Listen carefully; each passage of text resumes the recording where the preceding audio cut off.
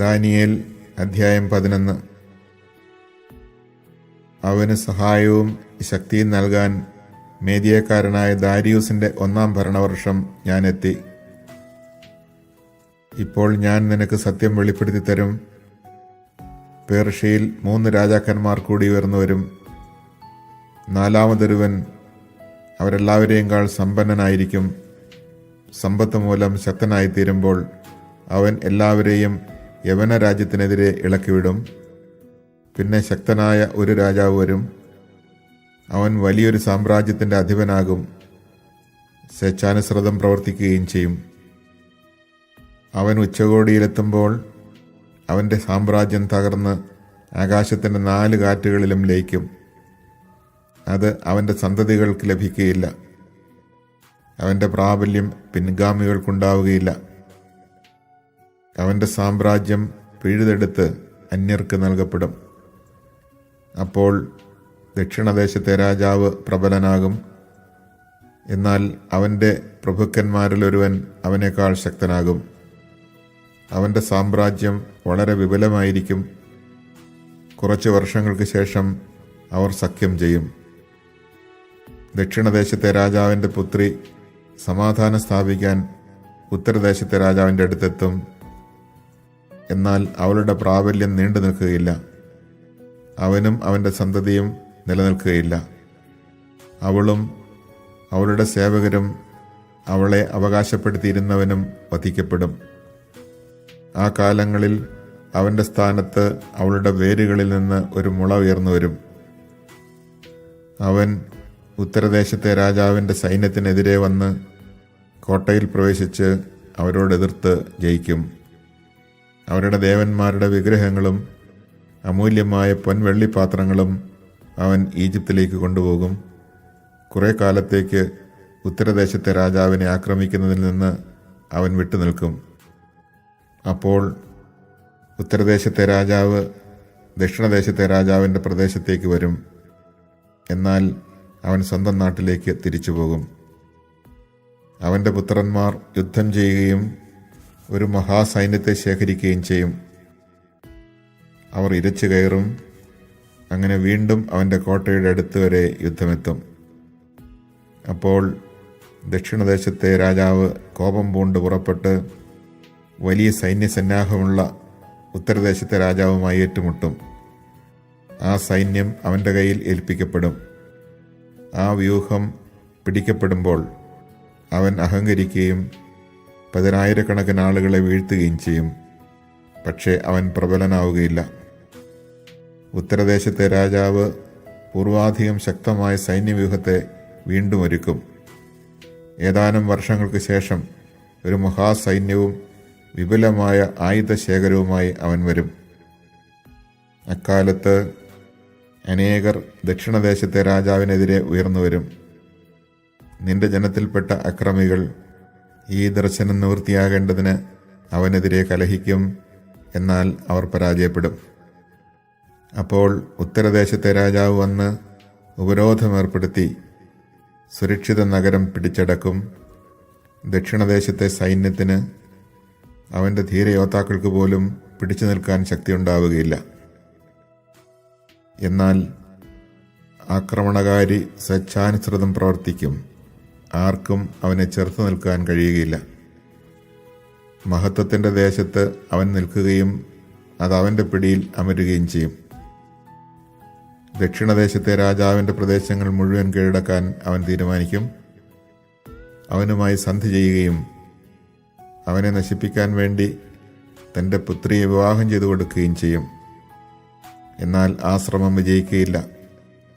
അത് അവന് ഉപകരിക്കുകയില്ല. അനന്തരം അവൻ തീരപ്രദേശങ്ങളിലേക്ക് തിരിഞ്ഞ് അവയിൽ പലതും പിടിച്ചടക്കും. പക്ഷേ ഒരു സൈന്യാധിപൻ അവൻ്റെ ഔദ്ധത്യത്തിന് കടിഞ്ഞാണിടും. ആ അഹങ്കാരം അവനെതിരായി തന്നെ തിരിയും. അപ്പോൾ അവൻ സ്വന്തം നാട്ടിലെ കോട്ടകളിലേക്ക് മടങ്ങും. പക്ഷേ അവൻ കാലിടറി വീഴും. അത് അവൻ്റെ അവസാനമായിരിക്കും. പിന്നെ അവൻ്റെ സ്ഥാനത്ത് മറ്റൊരുവൻ ഉയർന്നു വരും. അവൻ മഹത്വത്തിൻ്റെ ദേശത്ത് നിന്ന് കപ്പം പിരിക്കാൻ ഒരുവനെ അയക്കും. എന്നാൽ ഏതാനും ദിവസങ്ങൾക്കുള്ളിൽ അവൻ പരസ്യമായിട്ടോ യുദ്ധത്തിലോ അല്ലാതെ സംഹരിക്കപ്പെടും. അവൻ്റെ സ്ഥാനത്ത് നിന്ദ്യനായ വേറൊരുവൻ ഉയരും. അവന് രാജപദവി ലഭിച്ചിരുന്നില്ല. അവൻ മുന്നറിയിപ്പൊന്നും കൂടാതെ ചതിയിൽ രാജ്യം കരസ്ഥമാക്കും. അവൻ തൻ്റെ മുൻപിൽ നിന്ന് സൈന്യങ്ങളെ, ഉടമ്പടിയുടെ പ്രഭുവിനെ പോലും തൂത്തുമാറ്റും. സന്ധി ചെയ്യുന്ന നിമിഷം മുതൽ അവൻ വഞ്ചനയോടെ പെരുമാറും. അനുയായികൾ കുറച്ചേ ഉള്ളുവെങ്കിലും അവൻ പ്രബലനാകും. മുന്നറിയിപ്പ് കൂടാതെ ദേശത്തെ ഏറ്റവും സമ്പന്നമായ ഭാഗങ്ങളിലേക്ക് കടന്നുവരും. പിതാമഹന്മാരോ ചെയ്തിട്ടില്ലാത്ത ക്രൂരതകൾ അവൻ ചെയ്യും.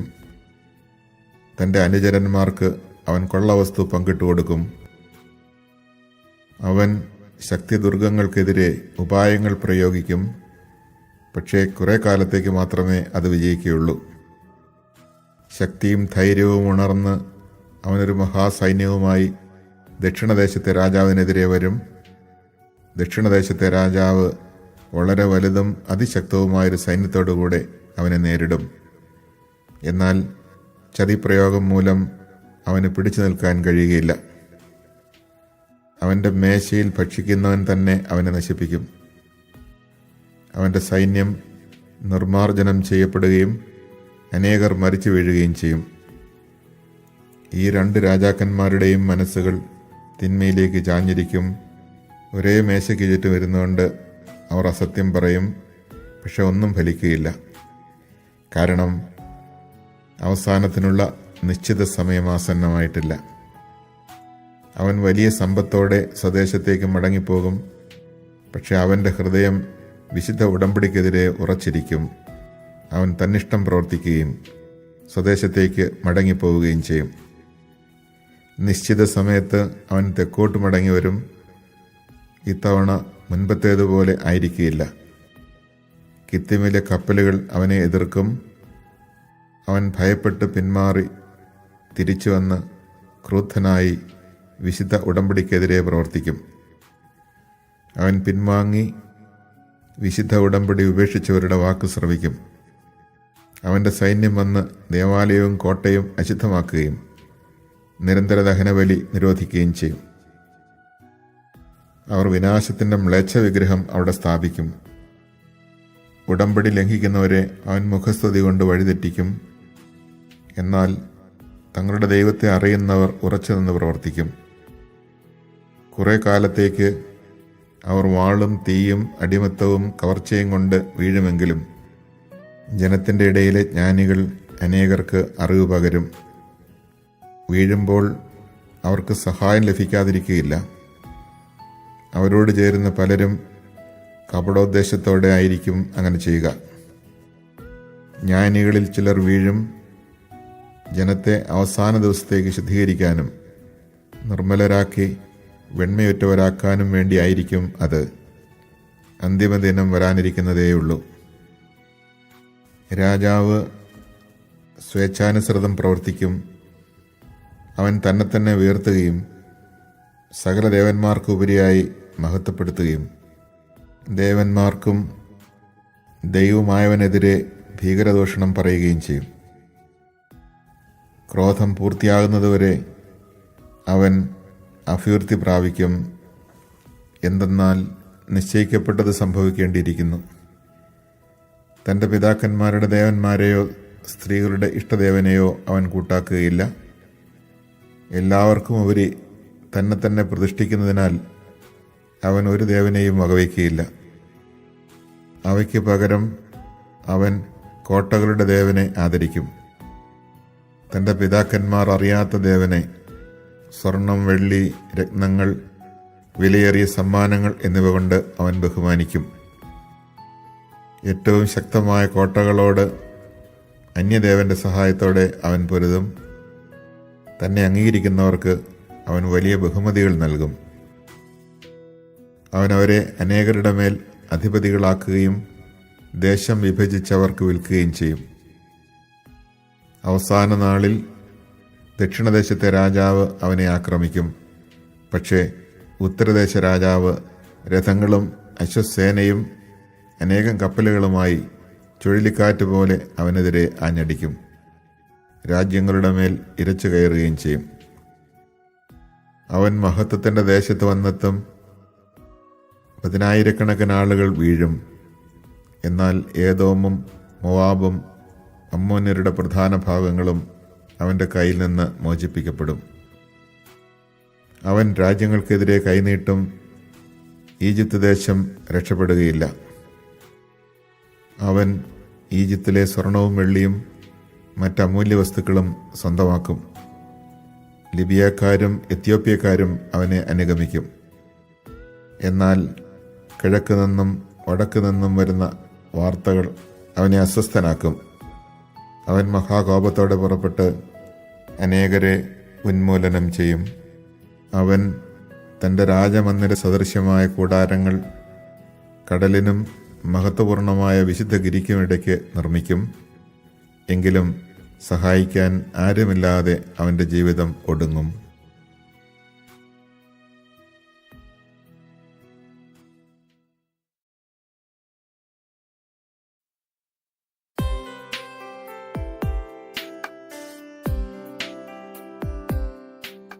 ദാനിയേൽ അധ്യായം 12. അക്കാലത്ത് നിന്റെ ജനത്തിൻ്റെ ചുമതല വഹിക്കുന്ന മഹാപ്രഭുവായ മിഖായേൽ എഴുന്നേൽക്കും. ജനത രൂപം പ്രാപിച്ചതു മുതൽ ഇന്നേ വരെ സംഭവിച്ചിട്ടില്ലാത്ത കഷ്ടതകൾ അന്നുണ്ടാകും. എന്നാൽ ഗ്രന്ഥത്തിൽ പേരുള്ള നിന്റെ ജനം മുഴുവൻ രക്ഷപ്പെടും. ഭൂമിയിലെ പൊടിയിൽ ഉറങ്ങുന്ന അനേകർ ഉണരും. ചിലർ നിത്യജീവനായും ചിലർ ലജ്ജയ്ക്കും നിത്യനിന്ദയ്ക്കുമായും. ജ്ഞാനികൾ ആകാശവിധാനത്തിൻ്റെ പ്രഭ പോലെ തിളങ്ങും. അനേകരെ നീതിയിലേക്ക് നയിക്കുന്നവൻ നക്ഷത്രങ്ങളെപ്പോലെ എന്നുമെന്നും പ്രകാശിക്കും. ദാനിയേലേ, അവസാന ദിവസം വരെ വചനം രഹസ്യമായി സൂക്ഷിച്ച് ഗ്രന്ഥത്തിന് മുദ്ര വയ്ക്കുക. അനേകർ അങ്ങുമിങ്ങും ഓടി നടക്കുകയും അറിവ് വർദ്ധിക്കുകയും ചെയ്യും. ദാനിയേലായി ഞാൻ നോക്കി, ഇതാ മറ്റു 2 പേർ, ഒരുവൻ അരുവിയുടെ ഇക്കരയും അപരൻ അക്കരയും നിൽക്കുന്നു. അരുവിയുടെ മുകൾ ഭാഗത്ത് നിന്ന ചണവസ്ത്രധാരിയോട് അവരിലൊരുവൻ ചോദിച്ചു, ഈ അത്ഭുതങ്ങൾ അവസാനിക്കാൻ എത്ര കാലം വേണം? അരുവിയുടെ മുകൾ ഭാഗത്ത് നിന്നിരുന്ന ചണവസ്ത്രധാരി വലതുകൈയും ഇടത്തുകൈയും ആകാശത്തിന് നേരെ ഉയർത്തി എന്നേക്കും ജീവിക്കുന്നവൻ്റെ നാമത്തിൽ ആണയിടുന്നത് ഞാൻ കേട്ടു. അത് സമയവും സമയങ്ങളും സമയത്തിൻ്റെ പകുതിയും വരെ ആയിരിക്കും. വിശുദ്ധ ജനത്തിൻ്റെ ശക്തി തകർക്കാൻ കഴിയുമ്പോൾ ഇവ നിവൃത്തിയാകും. ഞാൻ കേട്ടെങ്കിലും എനിക്ക് മനസ്സിലായില്ല. അതുകൊണ്ട് ഞാൻ ചോദിച്ചു, പ്രഭോ, ഇതിൻ്റെ എല്ലാം പൊരുളെന്താണ്? അവൻ പറഞ്ഞു, ദാനിയേലേ, നീ നിന്റെ വഴിക്ക് പോവുക.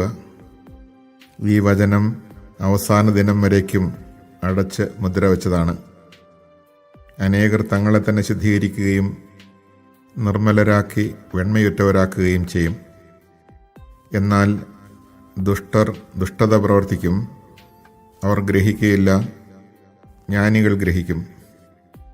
നിരന്തര ദഹനബലി നിർത്തലാക്കുന്നതും വിനാശകരമായ മ്ലേച്ഛത പ്രതിഷ്ഠിക്കപ്പെടുന്നതുമായ സമയം മുതൽ 1290 ദിവസം ഉണ്ടാകും. 1335 ദിവസം ഉറച്ചു നിൽക്കുന്നവൻ ഭാഗ്യവാൻ. എന്നാൽ നീ പോയി വിശ്രമിക്കുക. അവസാന ദിവസം നീ നിന്റെ അവകാശം സ്വീകരിക്കാൻ എഴുന്നേൽക്കും.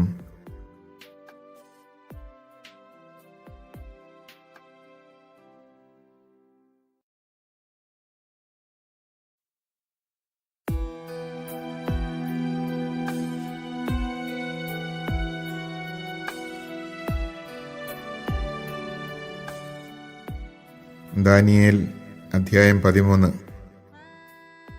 യോവാക്കീം എന്നൊരുവൻ ബാബിലോണിൽ ജീവിച്ചിരുന്നു. ഹിൽക്കിയായുടെ മകളും അതീവ സുന്ദരിയും ദൈവഭക്തയുമായ സൂസന്നയെ അവൻ വിവാഹം ചെയ്തു. അവളുടെ മാതാപിതാക്കന്മാർ നീതിനിഷ്ഠരായിരുന്നു. മോശയുടെ നിയമമനുസരിച്ച് അവർ തങ്ങളുടെ മകളെ എല്ലാ കാര്യങ്ങളും പഠിപ്പിച്ചിട്ടുണ്ടായിരുന്നു. യോവാക്കീം വളരെ സമ്പന്നനായിരുന്നു. വീടിനോട് ചേർന്ന് അവന് വിസ്തൃതമായ ഒരു ഉദ്യാനമുണ്ടായിരുന്നു. അവൻ എല്ലാവരെയും കാൾ ആദരണീയനായിരുന്നതിനാൽ യഹൂദർ അവനെ കാണാൻ വരിക പതിവായിരുന്നു. അക്കൊല്ലം ജനത്തിൻ്റെ ഇടയിൽ നിന്ന് 2 ശ്രേഷ്ഠന്മാർ ന്യായാധിപന്മാരായി നിയമിക്കപ്പെട്ടു. അവരെപ്പറ്റി കർത്താവ് അരുളി ചെയ്തിരുന്നു, ബാബിലോണിൽ നിന്ന് ജനത്തെ ഭരിക്കേണ്ടവരും ന്യായാധിപന്മാരുമായ ശ്രേഷ്ഠന്മാരിൽ നിന്ന് അകൃത്യം പുറപ്പെട്ടു. ഇവർ കൂടെ കൂടെ യോവാക്കിമിൻ്റെ വീട്ടിൽ പോയിരുന്നു. വ്യവഹാരങ്ങളുള്ളവർ അവരെ സമീപിക്കുമായിരുന്നു. ഉച്ചയ്ക്ക് ആളുകൾ പിരിഞ്ഞു പോയതിനു ശേഷം സൂസന്ന ഭർത്താവിൻ്റെ ഉദ്യാനത്തിൽ ഉലാത്താൻ പോകും. എല്ലാ ദിവസവും അവളെ ഈ 2 ശ്രേഷ്ഠന്മാരും കാണാറുണ്ട്. അവർക്ക് അവളിൽ അഭിലാഷം ജനിച്ചു. അവർ വിവേകശൂന്യരായി ദൈവവിചാരവും ധർമ്മബോധവും കൈവെടിഞ്ഞു. അവളോടുള്ള അത്യാസക്തി അവർ ഇരുവരെയും കീഴടക്കി. പക്ഷേ തങ്ങളുടെ മനോവ്യഥ അവർ പരസ്പരം പറഞ്ഞില്ല. അവളെ പ്രാപിക്കാനുള്ള ആസക്തി വെളിപ്പെടുത്താൻ അവർ ലജ്ജിച്ചു. എന്നാൽ ദിനംതോറും അവർ അവളെ നോക്കിക്കൊണ്ടിരുന്നു. അവർ അന്യോന്യം പറഞ്ഞു, ഭക്ഷണ സമയമായി, നമുക്ക് വീട്ടിലേക്ക് പോകാം. പുറത്തിറങ്ങി അവർ 2 വഴിക്ക് പോയി. എന്നാൽ മടങ്ങി വന്ന് അവർ വീണ്ടും കണ്ടുമുട്ടി. ഇരുവരും കാരണം പറയാൻ നിർബന്ധിച്ചപ്പോൾ അവർ തങ്ങളുടെ അഭിലാഷം പരസ്പരം വെളിപ്പെടുത്തി. അവളെ തനിച്ച് കണ്ടുമുട്ടാവുന്ന ഒരു സമയം അവർ പറഞ്ഞൊത്തു. അവർ തക്കം നോക്കിയിരിക്കവേ പതിവ് പോലെ അവൾ 2 തോഴിമാരോടൊപ്പം ഉദ്യാനത്തിൽ കടന്നു. വലിയ ചൂടായിരുന്നതുകൊണ്ട് അവൾ കുളിക്കാനൊരുങ്ങി. ഒളിച്ചു നിന്ന് നോക്കിയിരുന്ന ആ 2 ശ്രേഷ്ഠന്മാരല്ലാതെ മറ്റാരും ഉണ്ടായിരുന്നില്ല. അവൾ തോഴിമാരോട് പറഞ്ഞു, എനിക്ക് കുളിക്കാൻ എണ്ണയും ലേപനങ്ങളും കൊണ്ടുവരുവിൻ, വാതിൽ അടയ്ക്കുവിൻ. അതനുസരിച്ച് അവർ വാതിലടച്ചിട്ട് തങ്ങളോട് ആവശ്യപ്പെട്ടവ കൊണ്ടുവരാൻ പിൻവാതിലിലൂടെ പോയി. ഒളിച്ചു നിന്ന ശ്രേഷ്ഠന്മാരെ അവർ കണ്ടില്ല. തോഴിമാർ പോയി കഴിഞ്ഞപ്പോൾ ആ 2 ശ്രേഷ്ഠന്മാർ അവളുടെ അടുത്ത് ഓടിയെത്തി പറഞ്ഞു, ഇതാ ഉദ്യാന കവാടങ്ങൾ അടച്ചിരിക്കുന്നു, ആരും നമ്മെ കാണുന്നില്ല. ഞങ്ങൾ നിന്നെ സ്നേഹിക്കുന്നു, അതുകൊണ്ട് നീ മടി കൂടാതെ ഞങ്ങളോടൊത്ത് ശയിക്കുക. നീ വിസമ്മതിച്ചാൽ നിന്റെ കൂടെ ഒരു യുവാവ് ഉണ്ടായിരുന്നതുകൊണ്ടാണ് തോഴിമാരെ നീ പറഞ്ഞയച്ചത് എന്ന് ഞങ്ങൾ നിനക്കെതിരെ സാക്ഷ്യപ്പെടുത്തും. സൂസന്ന നെടുവീർപ്പിട്ടുകൊണ്ട് പറഞ്ഞു, എല്ലാ തരത്തിലും ഞാൻ അകപ്പെട്ടു. ഞാൻ സമ്മതിച്ചാൽ അതെൻ്റെ മരണമാണ്. സമ്മതിച്ചില്ലെങ്കിൽ നിങ്ങളുടെ കയ്യിൽ നിന്ന് രക്ഷപ്പെടുകയില്ല. കർത്താവിൻ്റെ മുമ്പിൽ പാപം ചെയ്യുന്നതിനേക്കാൾ നിങ്ങൾക്ക് വഴങ്ങാതെ നിങ്ങളുടെ പിടിയിൽ പെടുന്നതാണ് ഞാൻ ഇഷ്ടപ്പെടുന്നത്. സൂസന്ന ഉച്ചത്തിൽ നിലവിളിച്ചു.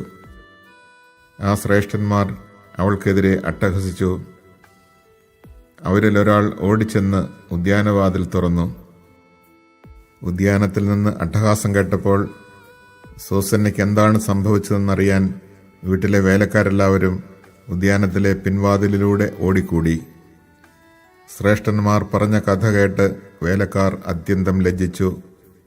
ഇത്തരത്തിലൊന്നും ഒരിക്കലും സൂസന്നയെപ്പറ്റി അവർ കേട്ടിരുന്നില്ല. അടുത്ത ദിവസം അവളുടെ ഭർത്താവായ യോവാക്കിമിൻ്റെ വീട്ടിൽ ആളുകൾ കൂടിയപ്പോൾ സൂസന്നയെ കൊല്ലാനുള്ള ദുരാലോചനയുമായി ആ 2 ശ്രേഷ്ഠന്മാരും എത്തിച്ചേർന്നു. അവർ ജനത്തോട് പറഞ്ഞു, ഹിൽക്കിയായുടെ മകളും യോവാക്കിമിൻ്റെ ഭാര്യയുമായ സൂസന്നയെ കൊണ്ടുവരുവിൻ. അവർ അവളെ കൊണ്ടുവന്നു. തൻ്റെ മാതാപിതാക്കന്മാരോടും കുട്ടികളോടും ബന്ധുക്കളോടും കൂടെയാണ് അവൾ വന്നത്. സൂസന്ന സംസ്കൃതജത്തെയും സുന്ദരിയുമായിരുന്നു.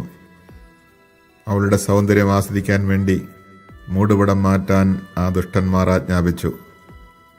അവളുടെ കുടുംബാംഗങ്ങളും കൂട്ടുകാരും അവളെ കണ്ട എല്ലാവരും കരഞ്ഞു. അപ്പോൾ ആ 2 ശ്രേഷ്ഠന്മാർ ജനമധ്യേ എഴുന്നേറ്റ് നിന്ന് അവളുടെ തലയിൽ കരങ്ങൾ വെച്ചു. അവൾ കരഞ്ഞുകൊണ്ട് സ്വർഗത്തിലേക്ക് ദൃഷ്ടികളുയർത്തി അവൾ കർത്താവിൽ ആശ്രയമർപ്പിച്ചു. ശ്രേഷ്ഠന്മാർ പറഞ്ഞു, ഞങ്ങൾ തനിച്ച് ഉദ്യാനത്തിൽ നടക്കുമ്പോൾ ഇവൾ 2 തോഴിമാരോടൊപ്പം വരികയും ഉദ്യാനവാതിൽ അടച്ചതിന് ശേഷം തോഴിമാരെ പറഞ്ഞു വിടുകയും ചെയ്തു. അപ്പോൾ അവിടെ ഒളിച്ചിരുന്ന ഒരു യുവാവ് വന്ന് ഇവളോടുകൂടെ ശയിച്ചു. ഞങ്ങൾ ഉദ്യാനത്തിൽ ഒരു കോണിലായിരുന്നു. ഈ ദുഷ്ടത കണ്ട് ഞങ്ങൾ ഓടിച്ചെന്നു. അവർ ആലിംഗനം ചെയ്യുന്നത് ഞങ്ങൾ കണ്ടു. അവൻ ഞങ്ങളെക്കാൾ ശക്തനായിരുന്നതിനാൽ ഞങ്ങൾക്ക് അവനെ പിടിക്കാൻ കഴിഞ്ഞില്ല. അവൻ വാതിൽ തുറന്ന് ഓടി മറഞ്ഞു. അതുകൊണ്ട് ഞങ്ങൾ ഇവളെ പിടിച്ച് അവൻ ആരാണെന്ന് ചോദിച്ചു. അവൾ പറഞ്ഞില്ല.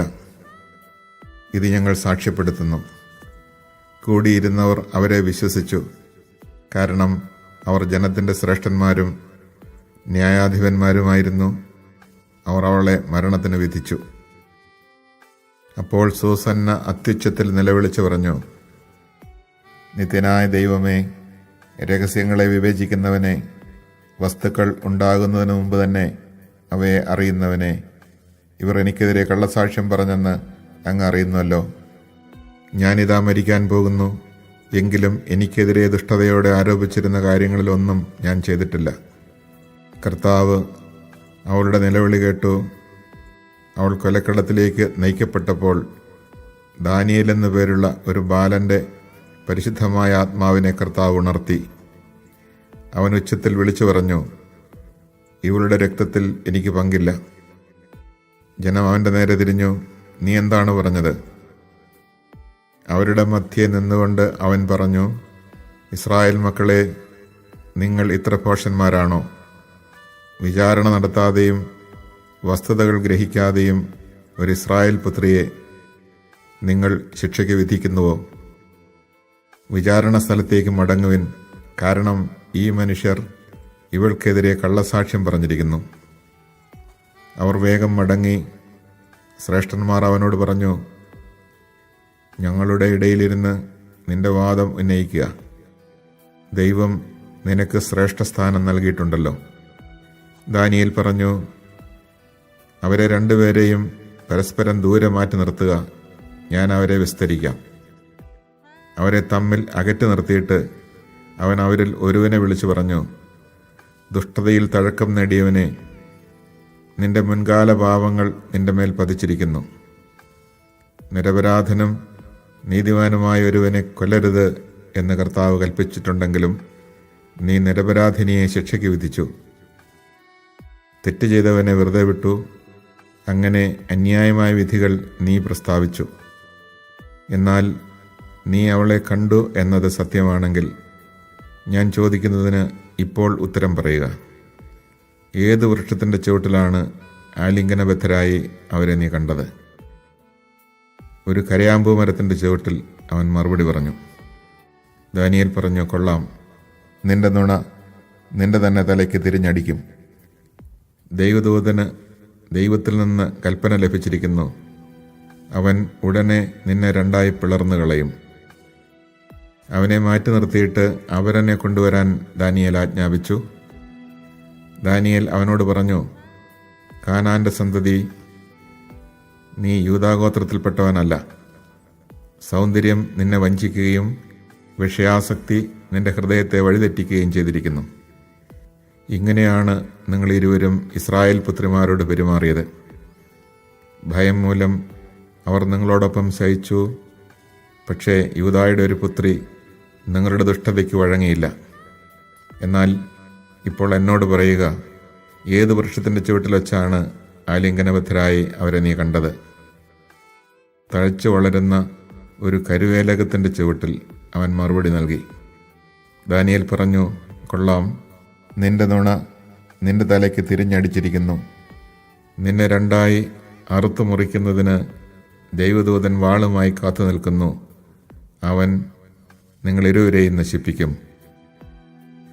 അപ്പോൾ കൂടിയിരുന്നവർ അത്യുച്ചത്തിൽ അട്ടഹസിക്കുകയും തന്നിൽ പ്രത്യാശ വയ്ക്കുന്നവരെ രക്ഷിക്കുന്ന ദൈവത്തെ സ്തുതിക്കുകയും ചെയ്തു.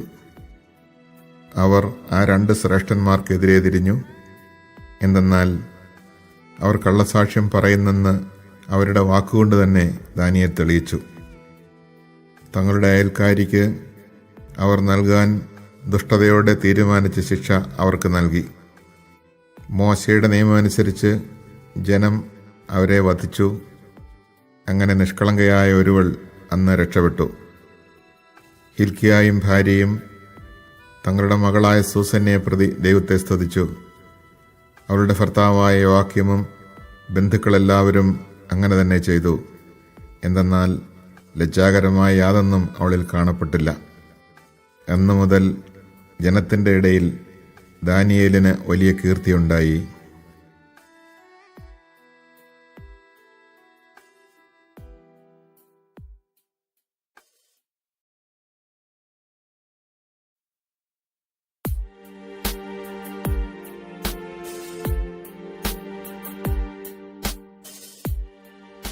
ദാനിയേൽ അധ്യായം 14. അസ്ത്യാഗസ് രാജാവിന് ശേഷം പേർഷ്യക്കാരനായ സൈറസ് ഭരണമേറ്റു. രാജാവിൻ്റെ മിത്രവും അവൻ്റെ സ്നേഹിതന്മാരിൽ വെച്ച് ഏറ്റവും ബഹുമാനിതനുമായിരുന്നു ദാനിയേൽ. ബാബിലോണിയർക്ക് ബേൽ എന്നു പേരായ ഒരു പ്രതിഷ്ഠയുണ്ടായിരുന്നു. പ്രതിദിനം 12 പറ നേരിയ മാവും 40 ആടും 6 അളവ് വീഞ്ഞും അതിന് അർപ്പിച്ചിരുന്നു. രാജാവ് അതിനെ പൂജിക്കുകയും എല്ലാ ദിവസവും അതിനെ ആരാധിക്കാൻ പോവുകയും ചെയ്തിരുന്നു. ദാനിയേൽ തൻ്റെ ദൈവത്തെ മാത്രം ആരാധിച്ചു. രാജാവ് അവനോട് ചോദിച്ചു, എന്താണ് നീ ബേലിനെ ആരാധിക്കാത്തത്? അവൻ പറഞ്ഞു, ആകാശവും ഭൂമിയും സൃഷ്ടിച്ചവനും സകല ജീവജാലങ്ങളുടെയും മേൽ ആധിപത്യമുള്ളവനുമായ ജീവനുള്ള ദൈവത്തെ മാത്രമേ ഞാൻ ആരാധിക്കുകയുള്ളൂ. മനുഷ്യനിർമ്മിതമായ ബിംബങ്ങളെ ഞാൻ പൂജിക്കുകയില്ല. രാജാവ് അവനോട് ചോദിച്ചു, ബേൽ ജീവനുള്ള ദൈവമാണെന്ന് നീ കരുതുന്നില്ലേ? അവൻ ദിവസം തോറും എത്രമാത്രം തിന്നുകയും കുടിക്കുകയും ചെയ്യുന്നുവെന്ന് നീ കാണുന്നില്ലേ? അപ്പോൾ ദാനിയേൽ ചിരിച്ചുകൊണ്ട് പറഞ്ഞു, രാജാവേ, നീ വഞ്ചിതനാകരുത്. ഇതിൻ്റെ ഉള്ളിൽ കളിമണ്ണും പുറമെ ഓടുമാണ്. ഇതൊരിക്കലും ഭക്ഷിക്കുകയോ കുടിക്കുകയോ ചെയ്തിട്ടില്ല. അപ്പോൾ രാജാവ് കോപിച്ച് തൻ്റെ പുരോഹിതന്മാരെ വിളിച്ചു പറഞ്ഞു, ഈ ആഹാരമെല്ലാം ആരാണ് ഭക്ഷിക്കുന്നതെന്ന് പറഞ്ഞില്ലെങ്കിൽ നിങ്ങൾ വധിക്കപ്പെടും. എന്നാൽ ബേലാണ് അവ ഭക്ഷിക്കുന്നതെന്ന് നിങ്ങൾ തെളിയിച്ചാൽ ദാനിയേൽ വധിക്കപ്പെടും. കാരണം അവൻ ബേലിനെതിരെ ദൂഷണം പറഞ്ഞിരിക്കുന്നു. ദാനിയേൽ രാജാവിനോട് പറഞ്ഞു, നീ പറഞ്ഞതുപോലെ സംഭവിക്കട്ടെ. ബേലിൻ്റെ പുരോഹിതന്മാരായി 70 പേരുണ്ടായിരുന്നു, കൂടാതെ അവരുടെ ഭാര്യമാരും കുട്ടികളും. രാജാവ് ദാനിയേലിനെയും കൂട്ടി ബേലിൻ്റെ ആലയത്തിലെത്തി. ബേലിൻ്റെ പുരോഹിതന്മാർ പറഞ്ഞു, ഇതാ ഞങ്ങൾ പുറത്തു പോകുന്നു. രാജാവേ, നീ തന്നെ ഭക്ഷണവും വീഞ്ഞും ഒരുക്കി വച്ചിട്ട് വാതിലടച്ച് നിന്റെ മോതിരം കൊണ്ട് മുദ്ര വയ്ക്കുക. നീ പ്രഭാതത്തിൽ മടങ്ങി വരുമ്പോൾ ബേൽ ഇത് മുഴുവൻ ഭക്ഷിച്ചിട്ടില്ലെങ്കിൽ ഞങ്ങളെ കൊന്നുകൊള്ളുക. അല്ലെങ്കിൽ ഞങ്ങളെപ്പറ്റി വ്യാജം പറയുന്ന ദാനിയേൽ മരിക്കണം. അവർക്ക് കൂസലില്ലായിരുന്നു. കാരണം പീഠത്തിൻ്റെ അടിയിൽ അവർ ഒരു രഹസ്യ കവാടമുണ്ടാക്കിയിരുന്നു. അതിലൂടെയാണ് പതിവായി അകത്ത് കടന്ന് അവർ ആഹാരം ഭക്ഷിച്ചിരുന്നത്. അവർ പുറത്തു പോയതിന് ശേഷം രാജാവ് ബേലിനുള്ള ഭക്ഷണം ഒരുക്കി വച്ചു. അപ്പോൾ ദാനിയേൽ കുറെ ചാരം കൊണ്ടുവരാൻ തൻ്റെ ദാസന്മാരോട് ആജ്ഞാപിച്ചു. രാജാവ് മാത്രം കാണുകെ അവർ അത് ആലയത്തിലെങ്ങും വിതറി. പിന്നെ അവർ പുറത്തിറങ്ങി വാതിലടച്ച് രാജാവിൻ്റെ മോതിരം കൊണ്ട് മുദ്ര വച്ചിട്ട് പിരിഞ്ഞുപോയി. പതിവ് പോലെ രാത്രിയിൽ പുരോഹിതന്മാർ ഭാര്യമാരോടും കുട്ടികളോടും കൂടെ വന്ന് എല്ലാം ഭക്ഷിക്കുകയും കുടിക്കുകയും ചെയ്തു. അതിരാവിലെ രാജാവ് വന്നു. ദാനിയേലും അവനോടൊപ്പം എത്തി. രാജാവ് ചോദിച്ചു, ദാനിയേലേ, മുദ്രകൾ ഭദ്രമായിരിക്കുന്നുവോ? രാജാവേ, അവ ഭദ്രം തന്നെ, അവൻ ഉത്തരം പറഞ്ഞു. വാതിൽ തുറന്നയുടനെ രാജാവ് പീഠത്തിൽ നോക്കി അത്യുച്ചത്തിൽ അട്ടഹസിച്ചു, ബേൽ, നീ വലിയവൻ തന്നെ, നിന്നിൽ വഞ്ചനാശേഷവുമില്ല. അപ്പോൾ ദാനിയേൽ ചിരിച്ചുകൊണ്ട് രാജാവിനെ അകത്ത് കടക്കുന്നതിൽ നിന്ന് തടഞ്ഞു. അവൻ പറഞ്ഞു, തറയിലേക്ക് നോക്കൂ, ആരുടേതാണ് ഈ കാൽപ്പാടുകളെന്ന് ശ്രദ്ധിക്കൂ. രാജാവ് പറഞ്ഞു, പുരുഷന്മാരുടെയും സ്ത്രീകളുടെയും കുട്ടികളുടെയും കാൽപ്പാടുകൾ ഞാൻ കാണുന്നു. രാജാവ് കോപം കൊണ്ട് ജ്വലിച്ചു. അവൻ പുരോഹിതന്മാരെയും ഭാര്യമാരെയും കുട്ടികളെയും പിടിച്ചുകൊണ്ടുവന്നു. പീഠത്തിലുള്ളതെല്ലാം ഭക്ഷിക്കുന്നതിനു വേണ്ടി പതിവായി തങ്ങൾ പ്രവേശിച്ചിരുന്ന രഹസ്യ കവാടം അവർ രാജാവിന് കാണിച്ചു കൊടുത്തു. രാജാവ് അവരെ വധിക്കുകയും ബേലിനെ ദാനിയേലിന് വിട്ടുകൊടുക്കുകയും ചെയ്തു. ദാനിയേൽ ബേലിനെ അതിൻ്റെ ആലയത്തോടൊപ്പം നശിപ്പിച്ചു. ബാബിലോണിയർ ആദരിച്ചു പോന്ന ഒരു വ്യാളം ഉണ്ടായിരുന്നു. രാജാവ് ദാനിയേലിനോട് പറഞ്ഞു, ഇത് ജീവനുള്ള ദേവനാണ് എന്നത് നിനക്ക് നിഷേധിക്കാനാവില്ല, അതിനാൽ അതിനെ ആരാധിക്കണം. ദാനിയേൽ പറഞ്ഞു, ഞാൻ എൻ്റെ ദൈവമായ കർത്താവിനെ ആരാധിക്കും, കാരണം അവിടുന്നാണ് ജീവിക്കുന്ന ദൈവം. രാജാവേ, നീ അനുവദിച്ചാൽ വാളോ വടിയോ കൂടാതെ ഞാൻ അതിനെ കൊല്ലാം. രാജാവ് പറഞ്ഞു, ഞാൻ അനുവദിച്ചിരിക്കുന്നു. അപ്പോൾ ദാനിയേൽ കീലും കൊഴുപ്പും രോമവും തിളപ്പിച്ച് ഉരുളയാക്കി വ്യാളത്തിന് തിന്നാൻ കൊടുത്തു. ആ ജീവി അത് തിന്നു, അതിൻ്റെ വയറ് പൊട്ടി. ദാനിയേൽ പറഞ്ഞു, നീ എന്തിനെയാണ് ആരാധിച്ചുകൊണ്ടിരുന്നത് എന്ന് കണ്ടാലും. ബാബിലോണിയർ ഇത് കേട്ടപ്പോൾ അത്യധികം കുപിതരായി രാജാവിനെതിരെ ഗൂഢാലോചന നടത്തി. അവർ പരസ്പരം പറഞ്ഞു, രാജാവ് യഹൂദനായിരിക്കുകയാണ്. അവൻ ബേലിനെ നശിപ്പിച്ചു, വ്യാളത്തെ കൊന്നു, പുരോഹിതന്മാരെ വധിച്ചു. അവർ ചെന്ന് രാജാവിനോട് പറഞ്ഞു, ദാനിയേലിനെ ഞങ്ങൾക്ക് വിട്ടുതരിക, അല്ലെങ്കിൽ ഞങ്ങൾ നിന്നെയും നിന്റെ കുടുംബാംഗങ്ങളെയും കൊല്ലും. രാജാവ് അവരുടെ നിർബന്ധത്തിന് വഴങ്ങി ദാനിയേലിനെ വിട്ടുകൊടുത്തു. അവർ ദാനിയേലിനെ സിംഹങ്ങളുടെ കുഴിയിലെറിഞ്ഞു. 6 ദിവസം അവനോട് കഴിച്ചുകൂട്ടി. 7 സിംഹങ്ങൾ ആ കുഴിയിലുണ്ടായിരുന്നു. ദിവസേന അവയ്ക്ക് 2 മനുഷ്യ ശരീരങ്ങളും 2 ആടുകളും കൊടുക്കാറുണ്ടായിരുന്നു. എന്നാൽ ദാനിയേലിനെ വിഴുങ്ങേണ്ടതിന് അവയ്ക്ക് ഇവയൊന്നും കൊടുത്തിരുന്നില്ല. അക്കാലത്ത് ഹബക്കുക്ക് പ്രവാചകൻ യൂദായിലുണ്ടായിരുന്നു. അവൻ കറിയും പൊടിച്ച അപ്പവും ഒരു പാത്രത്തിലാക്കി കൊയ്ത്തുകാർക്ക് കൊടുക്കാൻ വേണ്ടി വയലിലേക്ക് പോവുകയായിരുന്നു. കർത്താവിൻ്റെ ദൂതൻ ഹബക്കുക്കിനോട് പറഞ്ഞു, നിന്റെ കയ്യിലുള്ള ഭക്ഷണം ബാബിലോണിലെ സിംഹക്കുഴിയിൽ കിടക്കുന്ന ദാനിയേലിന് കൊണ്ടുപോയി കൊടുക്കുക. ഹബക്കുക്ക് പറഞ്ഞു, പ്രഭോ, ഞാൻ ഒരിക്കലും ബാബിലോൺ കണ്ടിട്ടില്ല. സിംഹക്കുഴിയെപ്പറ്റി എനിക്കൊന്നും അറിഞ്ഞുകൂടാ. അപ്പോൾ കർത്താവിൻ്റെ ദൂതൻ അവനെ മുടിയിൽ പിടിച്ച് തൂക്കിയെടുത്ത് ബാബിലോണിൽ സിംഹക്കുഴിയുടെ നേരെ മുകളിൽ വായുവേഗത്തിൽ എത്തിച്ചു. ഹബക്കുക്ക് വിളിച്ചു പറഞ്ഞു, ദാനിയേൽ, ദാനിയേൽ, ദൈവം നിനക്ക് എത്തിച്ചു തന്നിരിക്കുന്ന ഭക്ഷണം കഴിച്ചാലും. ദാനിയേൽ പറഞ്ഞു, ദൈവമേ, അങ്ങെന്നെ ഓർമ്മിച്ചിരിക്കുന്നു. അങ്ങയെ സ്നേഹിക്കുന്നവരെ അങ്ങ് ഉപേക്ഷിച്ചിട്ടില്ല. ദാനിയേൽ എഴുന്നേറ്റ് ഭക്ഷണം കഴിച്ചു. കർത്താവിൻ്റെ ദൂതൻ ഉടൻ തന്നെ ഹബക്കുക്കിനെ അവൻ്റെ സ്ഥലത്തേക്ക് മടക്കിക്കൊണ്ടുവന്നു. 7-ാം ദിവസം രാജാവ് ദാനിയേലിനെ പ്രതി വിലപിക്കാനെത്തി. അവൻ വന്ന് സിംഹക്കുഴിയിൽ നോക്കിയപ്പോൾ ദാനിയേൽ അവിടെ ഇരിക്കുന്നത് കണ്ടു. രാജാവ് അത്യുച്ചത്തിൽ വിളിച്ചു പറഞ്ഞു, കർത്താവേ, ദാനിയേലിൻ്റെ ദൈവമേ, അങ്ങ് അത്യുന്നതനാണ്, അങ്ങല്ലാതെ മറ്റൊരു ദൈവമില്ല. അവൻ ദാനിയേലിനെ സിംഹക്കുഴിയിൽ നിന്ന് കയറ്റുകയും അവനെ നശിപ്പിക്കാൻ ശ്രമിച്ചവരെ ആ കുഴിയിൽ എറിയുകയും ചെയ്തു. ഉടൻ തന്നെ അവൻ്റെ കൺമുമ്പിൽ വച്ച് അവരെ സിംഹം വിഴുങ്ങി.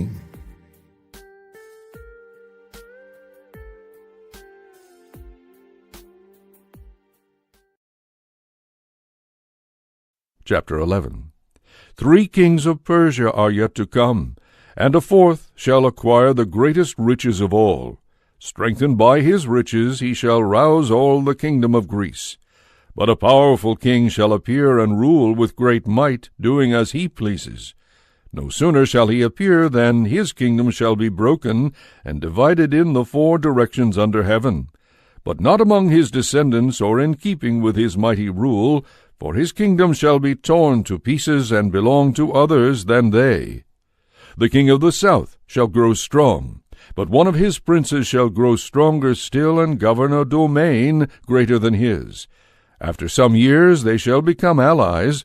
The daughter of the king of the south shall come to the king of the north in the interest of peace. But her bid for power shall fail, and her line shall not be recognized, and she shall be given up, together with those who brought her son and her husband.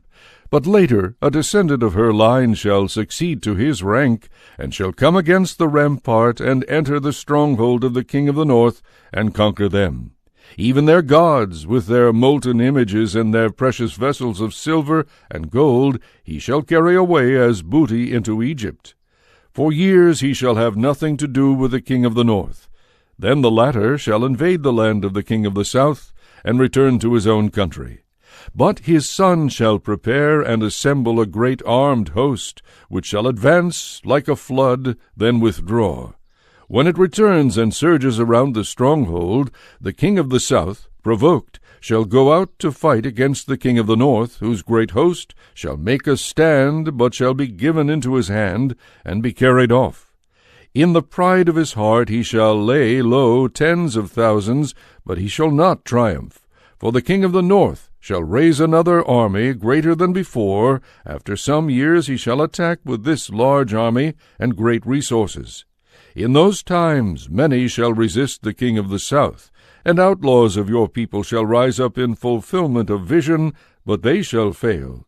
When the king of the north comes, he shall set up siege works, and take the fortified city by storm. The power of the south shall not withstand him, and not even his picked troops shall have the strength to resist. He shall attack him and do as he pleases, with no one to withstand him.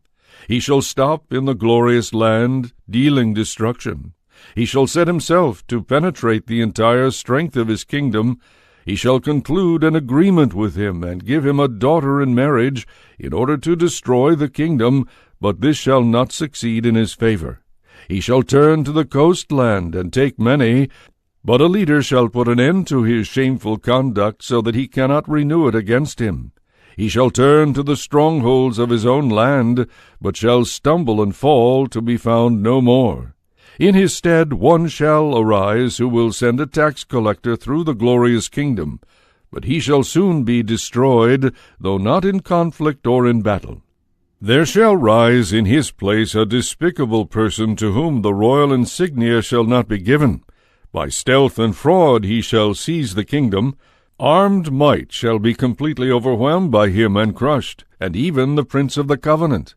After allying with him, he shall treacherously rise to power with a small party. By stealth he shall enter prosperous provinces, and do that which his fathers or grandfathers never did. He shall distribute spoil, booty, and riches among them, and devise plots against their strongholds, but only for a time. He shall call on his strength and cleverness to meet the king of the south with a great army.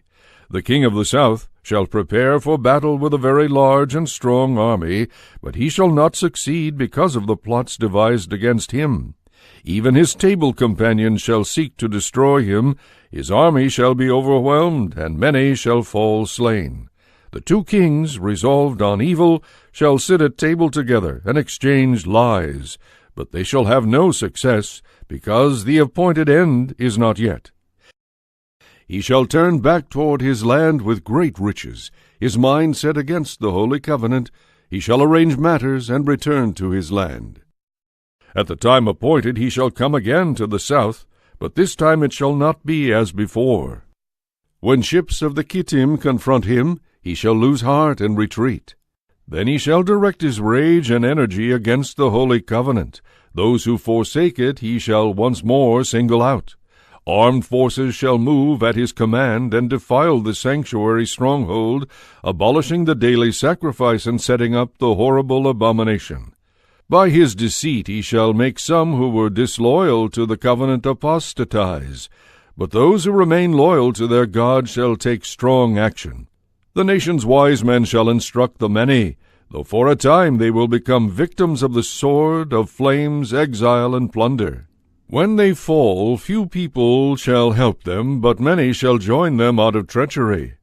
Of the wise men some shall fall, so that the rest may be tested, refined, and purified, until the end time which is still appointed to come. The king shall do as he pleases, exalting himself, and making himself greater than any god.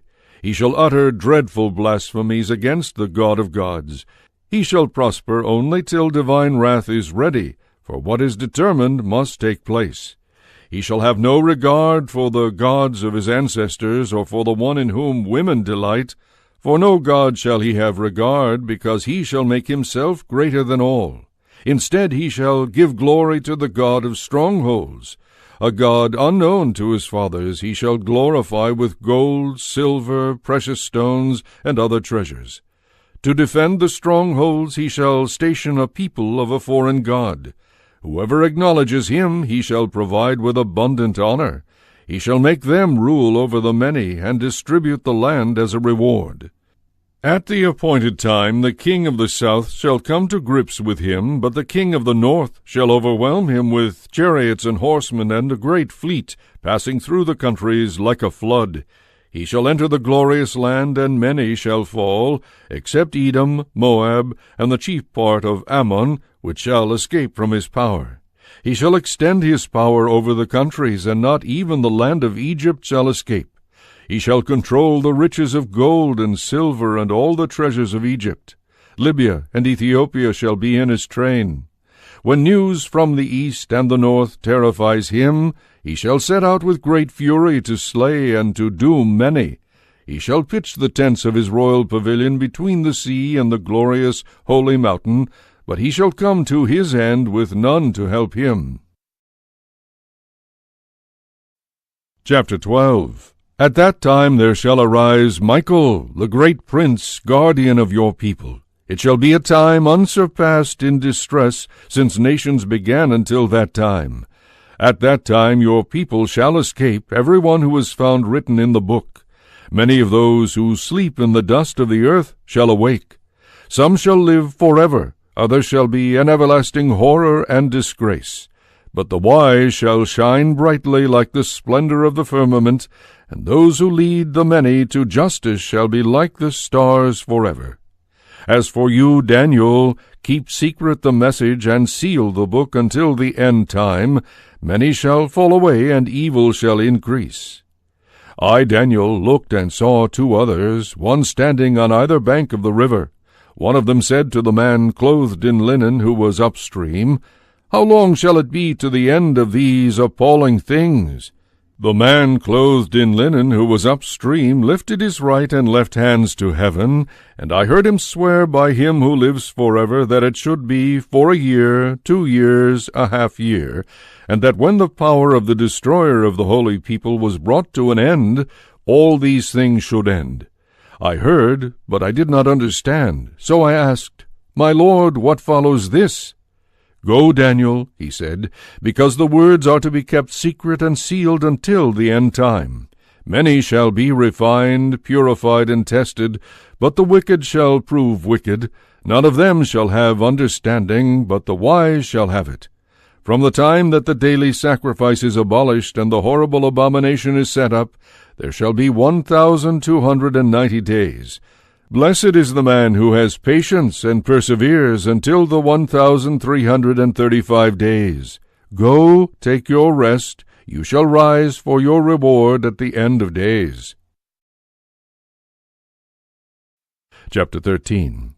In Babylon there lived a man named Joachim, who married a very beautiful and God-fearing woman, Susanna, the daughter of Hilkiah. Her pious parents had trained their daughter according to the law of Moses.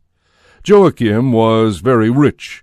He had a garden near his house, and the Jews had recourse to him, often because he was the most respected of them all.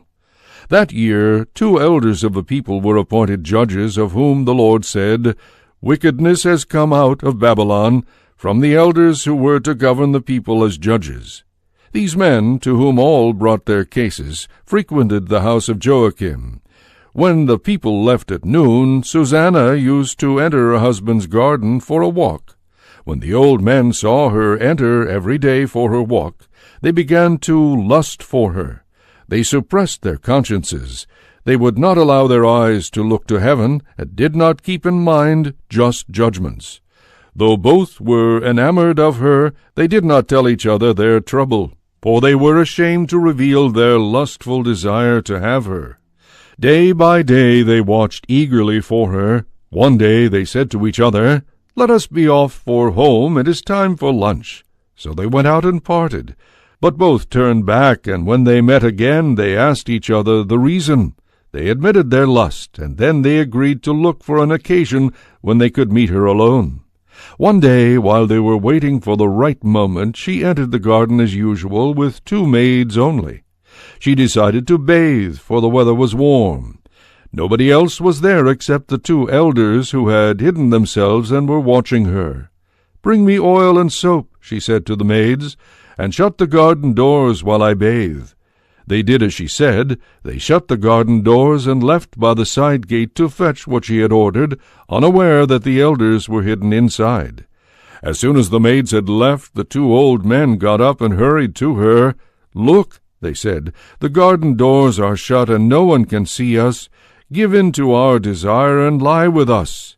If you refuse, we will testify against you that you dismissed your maids because a young man was here with you." "I am completely trapped," Susanna groaned. "If I yield, it will be my death. If I refuse, I cannot escape your power. Yet it is better for me to fall into your power without guilt than to sin before the Lord."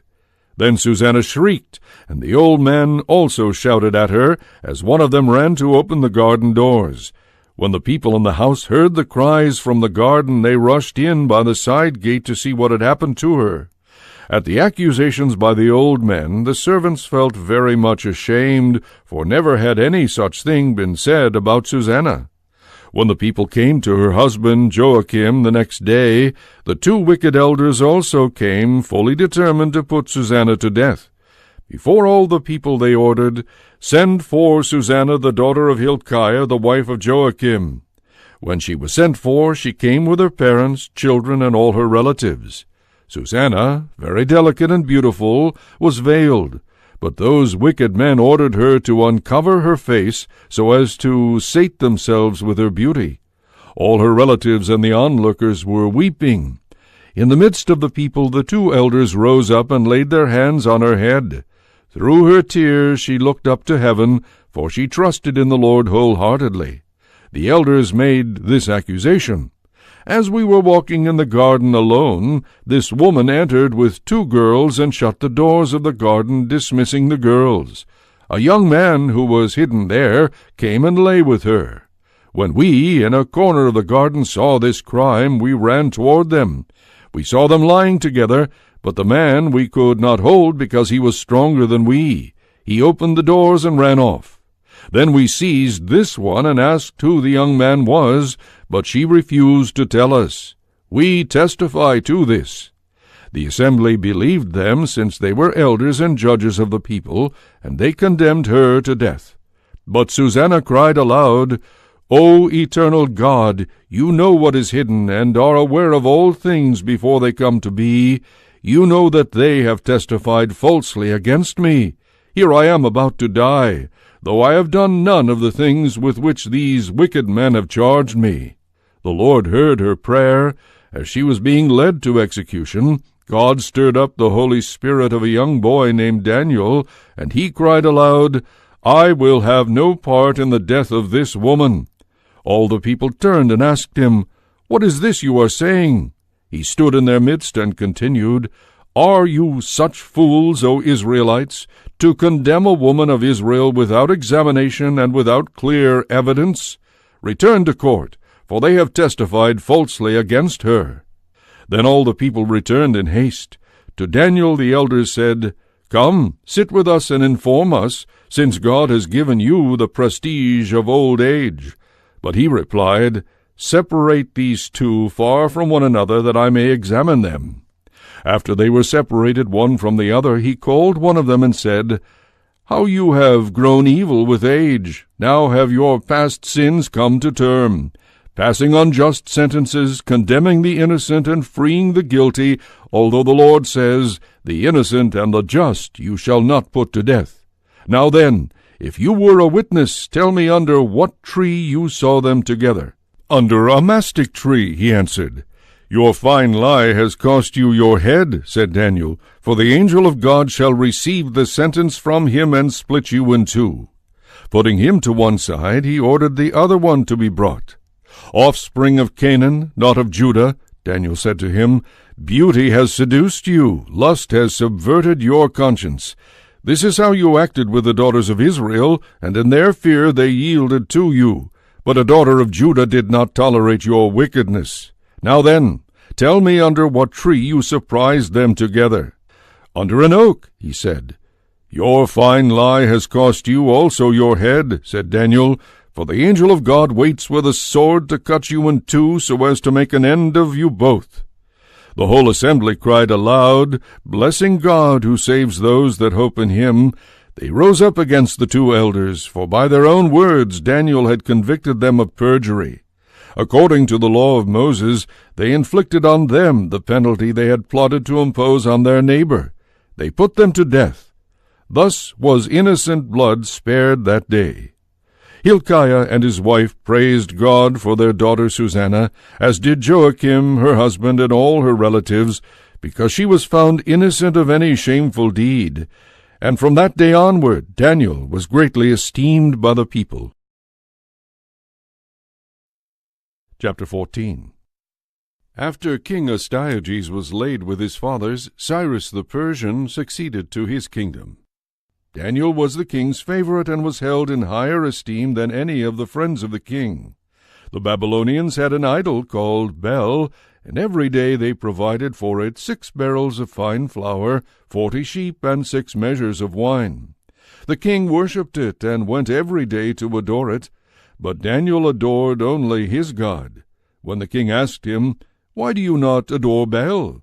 Daniel replied, Because I worship not idols made with hands, but only the living God, who made heaven and earth, and has dominion over all mankind.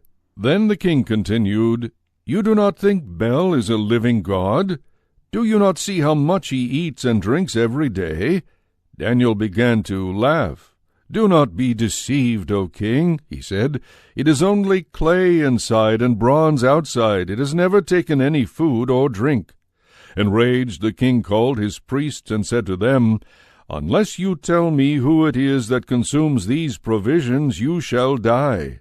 But if you can show that Bel consumes them, Daniel shall die for blaspheming Bel. Daniel said to the king, Let it be as you say. There were 70 priests of Bel, besides their wives and children. When the king went with Daniel into the temple of Bel, the priests of Bel said, See, we are going to leave. Do you, O king, set out the food and prepare the wine, then shut the door and seal it with your ring. If you do not find that Bel has eaten it all when you return in the morning, we are to die. Otherwise Daniel shall die for his lies against us. They were not perturbed, because under the table they had made a secret entrance, through which they always came in to consume the food. After they departed, the king set the food before Bel, while Daniel ordered his servants to bring some ashes, which they scattered through the whole temple. The king alone was present. Then they went outside, sealed the closed door with the king's ring, and departed. The priests entered that night as usual, with their wives and children, and they ate and drank everything. Early the next morning the king came with Daniel. Are the seals unbroken, Daniel? He asked, and Daniel answered, They are unbroken, O king. As soon as he had opened the door, the king looked at the table and cried aloud, Great you are, O Bel! There is no trickery in you. But Daniel laughed and kept the king from entering. Look at the floor, he said. Whose footprints are these? I see the footprints of men, women, and children, said the king. The angry king arrested the priests, their wives, and their children. They showed him the secret door by which they used to enter to consume what was on the table. He put them to death and handed Bel over to Daniel, who destroyed it and its temple. There was a great dragon which the Babylonians worshipped. "Look," said the king to Daniel, "you cannot deny that this is a living God, so adore it." But Daniel answered, "I adore the Lord my God, for he is the living God. Give me permission, O king, and I will kill this dragon without sword or club." "I give you permission," the king said. Then Daniel took some pitch, fat, and hair. These he boiled together and made into cakes. He put them into the mouth of the dragon, and when the dragon ate them, he burst asunder. "This," he said, "is what you worshipped." When the Babylonians heard this, they were angry and turned against the king. "The king has become a Jew," they said. "He has destroyed Bel, killed the dragon, and put the priest to death." They went to the king and demanded, "Hand Daniel over to us, or we will kill you and your family." When he saw himself threatened with violence, the king was forced to hand Daniel over to them. They threw Daniel into a lion's den, where he remained 6 days. In the den were 7 lions and 2 carcasses, and 2 sheep had been given to them daily. But now they were given nothing, so that they would devour Daniel. In Judea there was a prophet, Habakkuk. He mixed some bread in a bowl with a stew he had boiled, and was going to bring it to the reapers in the field, when an angel of the Lord told him, "Take the lunch you have to Daniel in the lion's den at Babylon." But Habakkuk answered, "Babylon, sir, I have never seen, and I do not know the den." The angel of the Lord seized him by the crown of his head and carried him by the hair. With the speed of the wind he set him down in Babylon above the den. "Daniel, Daniel," cried Habakkuk, "take the lunch God has sent you." "You have remembered me, O God," said Daniel. "You have not forsaken those who love you." While Daniel began to eat, the angel of the Lord at once brought Habakkuk back to his own place. On the 7th day the king came to mourn for Daniel. As he came to the den and looked in, there was Daniel sitting there. The king cried aloud, "You are great, O Lord, the God of Daniel, and there is no other besides you." Daniel he took out, but those who had tried to destroy him he threw into the den, and they were devoured in a moment before his eyes.